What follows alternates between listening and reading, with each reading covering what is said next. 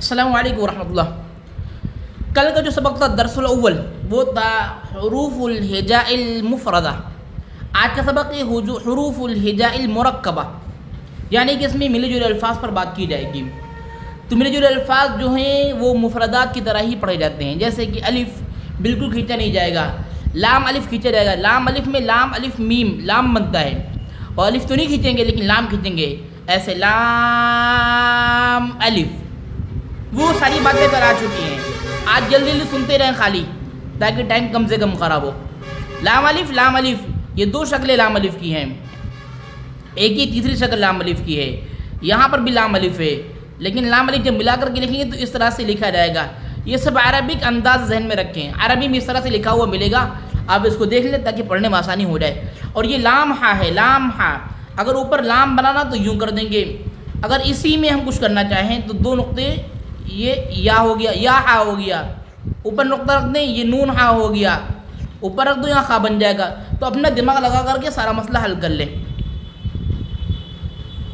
ये बालाम्बा पढ़ेंगे ऐसे ब लम ब, इस अंदाज में। आपको प्रोनाउंसिएशन में सुना देता हूँ ताकि जहन तुम्हारा ताज़ा हो जाए। बालाम्बा। ये एआई के ज़रिए से पढ़ना चाहो तो टाइम इसको दो, इंशाल्लाह पढ़ाएगा आपको। और एक मैं हूँ, तो इस अंदाज में पढ़ा जाएगा। कल वाले सारे तरीक़े रखेंगे इंशाल्लाह। काफ बा काफ अलिफ काफ ता बा काफ ता काफ सा, ये सब बा ता सा नून या। एक किस्म का कल वाला एग्ज़ाम हो रहा है, पूछा जा रहा है आपसे, आप यूँ बताएं ब अलिफ, ठीक है, नून सीन तासीन।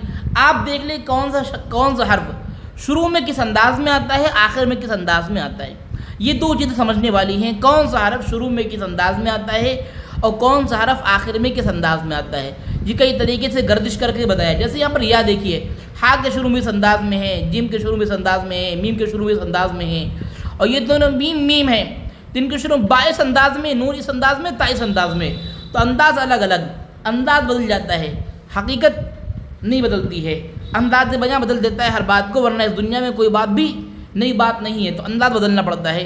तो कोई नई चीज़ आपके सामने नहीं आ जाएगी अंदाज बदल जाने से, बल्कि होगी वही पुरानी चीज़, लेकिन अंदाज बदला हुआ नज़र आएगा। तो आपको अपना अकल इस्तेमाल करना है, सारी चीज़ें क्लियर होती जाएंगी। अब हा के बारे में सुनते हैं।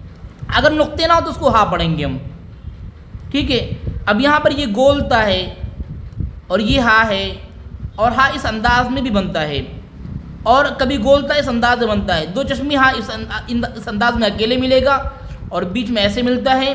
अलिफ से पहले इस अंदाज में मिलेगा, और मीम से पहले इस अंदाज में मिलेगा। तो ये सब बातें उम्मीद धीरे धीरे क्लियर हो रही होंगी। फिर दाल दाल अगर मिल कर के आएगा तो शक्ल बदल जाएगी। ये आपके सामने दाल है, दाल दाल दाल, और यहाँ पर ये देखिए दाल बदल रही है। कभी कोई दाल है, कभी कोई दाल है, वगैरह वगैरह। फिर रा इस अंदाज में, और राजा एक चीज़ नुक्ते का फ़र्क होता है। अब देखिए यहाँ पर राजा एक चीज़ है, बस नुक्ते का फ़र्क है। यारा एक चीज़ है, बस नुक्ते का फ़र्क है, बस अंदाज बदल रहा है। यही समझना यहाँ पर भाई। ये नुक्ता अगर आइन के ऊपर हो तो गैन पढ़ेंगे, रा के ऊपर हो तो जा पढ़ देंगे, ये फ़र्क है।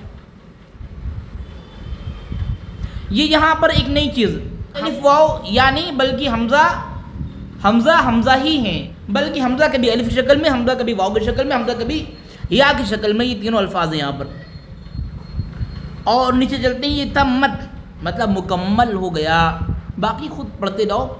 ये अल-क़ाइदतुन नूरानिया है, अरब से छपा हुआ है, और यहाँ भी जो हरदोई से कायदा छप रहा है वो इसी अंदाज में है।